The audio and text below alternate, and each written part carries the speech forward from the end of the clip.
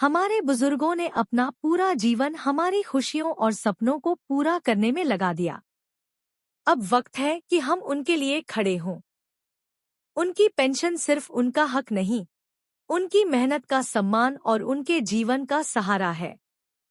आपका एक लाइक और सब्सक्राइब उनकी आवाज को बुलंद कर सकता है और उनके हक के लिए हमारी इस मुहिम को मजबूत बना सकता है। हाथ जोड़कर आपसे गुजारिश है, हमारे चैनल को सब्सक्राइब करें। इस संदेश को हर जगह फैलाएं और 1 मिलियन लाइक्स तक पहुंचने में हमारी मदद करें। आपका यह छोटा कदम उनके जीवन में बड़ा बदलाव ला सकता है।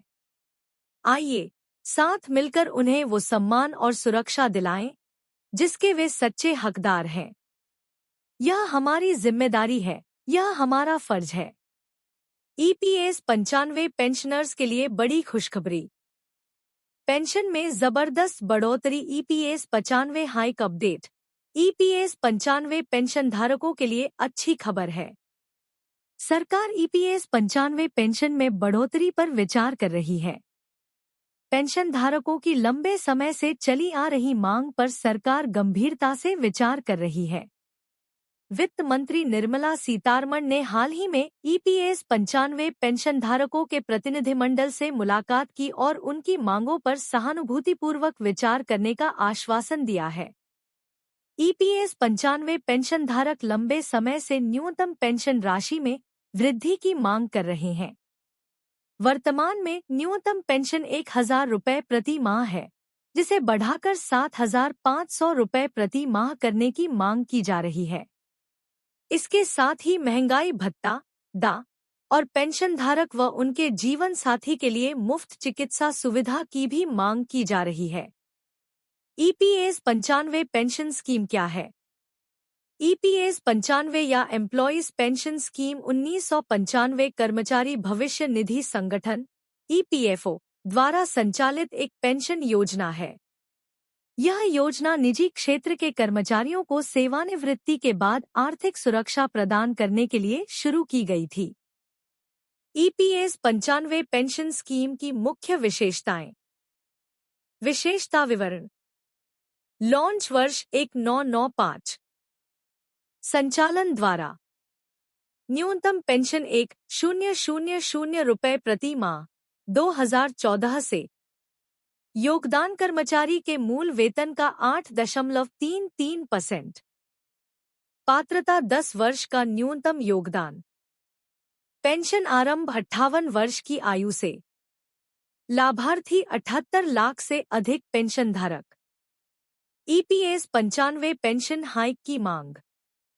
ईपीएस 95 पेंशन धारक पिछले 7 से 8 वर्षों से न्यूनतम पेंशन राशि में वृद्धि की मांग कर रहे हैं। उनकी प्रमुख मांगें हैं: न्यूनतम पेंशन 1,000 रुपये से बढ़ाकर 7,500 रुपये प्रति माह करना। महंगाई भत्ता देना। पेंशन धारक और उनके जीवन साथी के लिए मुफ्त चिकित्सा सुविधा। वित्त मंत्री से मुलाकात। 10 जनवरी 2025 को ईपीएस 95 पेंशन धारकों के प्रतिनिधिमंडल ने वित्त मंत्री निर्मला सीतारमण से मुलाकात की। इस मुलाकात में पेंशन धारकों ने अपनी मांगों को रखा। वित्त मंत्री ने मांगों पर सहानुभूतिपूर्वक विचार करने का आश्वासन दिया। बजट 2025 से 26 में इन मांगों पर विचार किए जाने की संभावना जताई गई। ट्रेड यूनियंस की मांग।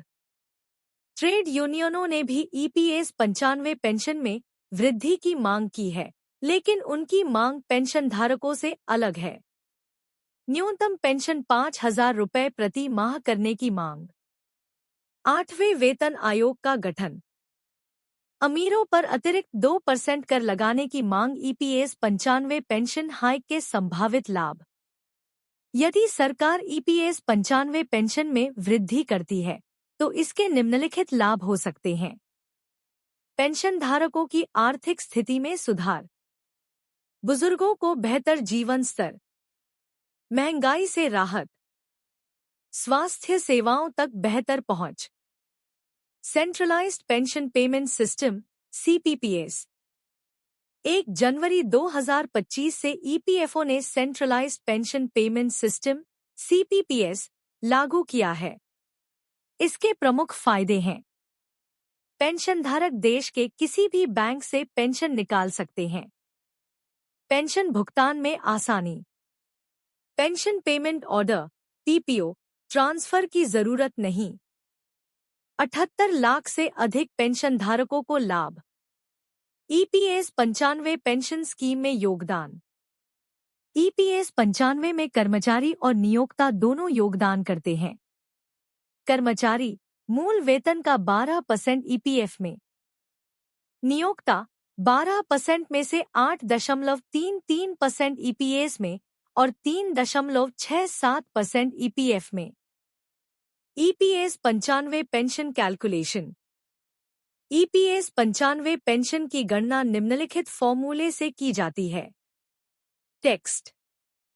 पेंशन पेंशनयोग्य वेतन एक्स पेंशनयोग्य सेवा बटा 70।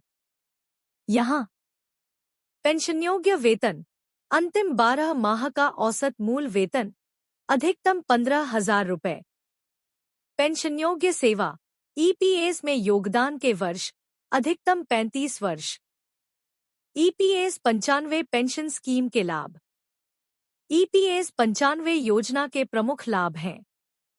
सेवानिवृत्ति पेंशन, विकलांगता पेंशन, विधवा विधुर पेंशन, बच्चों के लिए पेंशन, नामांकित व्यक्ति के लिए पेंशन। ईपीएस 95 पेंशन हाइक की चुनौतियां।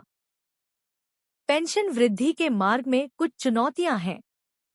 वित्तीय बोझ, ईपीएफओ की वित्तीय स्थिरता, अन्य सामाजिक सुरक्षा योजनाओं पर प्रभाव, लाभार्थियों की बड़ी संख्या।